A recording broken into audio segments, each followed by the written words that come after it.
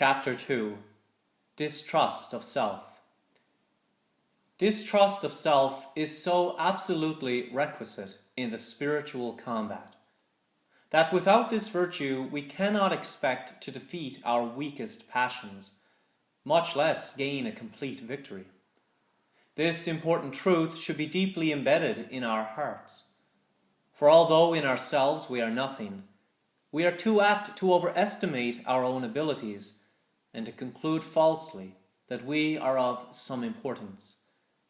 This vice springs from the corruption of our nature, but the more natural a thing is, the more difficult it is to be discovered.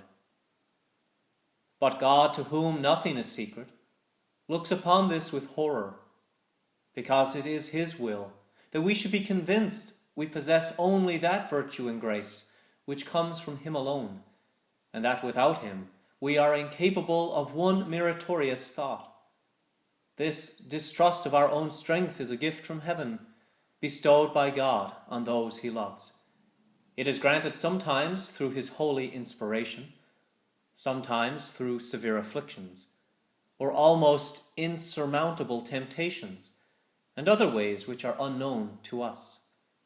Yet He expects that we will do everything within our power to obtain it, and we certainly will obtain it if, with the grace of God, we seriously employ the following 4 means. First, we must meditate upon our own weakness. Consider the fact that, being nothing in ourselves, we cannot, without divine assistance, accomplish the smallest good or advance the smallest step towards heaven. Second, we must beg God with great humility and fervor, this eminent virtue which must come from Him alone. Let us begin by acknowledging not only that we do not possess it, but that of ourselves we are utterly incapable of acquiring it. Then let us cast ourselves at the feet of our Lord and earnestly beg Him to grant our request. We must do this with firm confidence that we will be heard if we patiently await the effect of our prayer, and persevere in it as long as it pleases divine providence. Third, we must gradually accustom ourselves to distrust our own strength, to dread the illusions of our own mind, the strong tendency of our nature to sin, and the overwhelming number of enemies that surround us.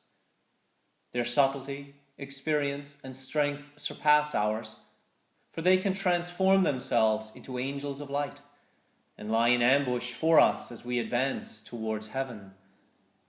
Fourth, as often as we commit a fault, we must examine ourselves in order to discover our vulnerable points.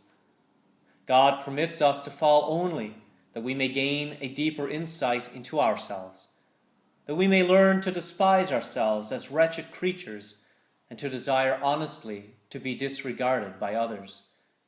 Without this, we cannot hope to obtain distrust of self, which is rooted in humility and the knowledge of our own weakness.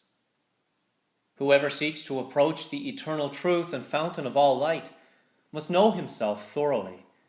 He must not imitate the pride of those who obtain no other knowledge than what their sins provide, and who begin to open their eyes only when they are plunged into some disgraceful and unforeseen debacle. This happens through God's permission, that they may know their own weakness and, by sad experience, learn not to rely on their own strength. God seldom supplies so severe a remedy against their presumption unless other means have failed. Briefly, He permits persons to sin more or less grievously in proportion to their pride. And if there were any as free from pride as the Blessed Virgin, I dare say they would never fall. As often as you commit a fault, therefore, immediately strive to probe your inner consciousness.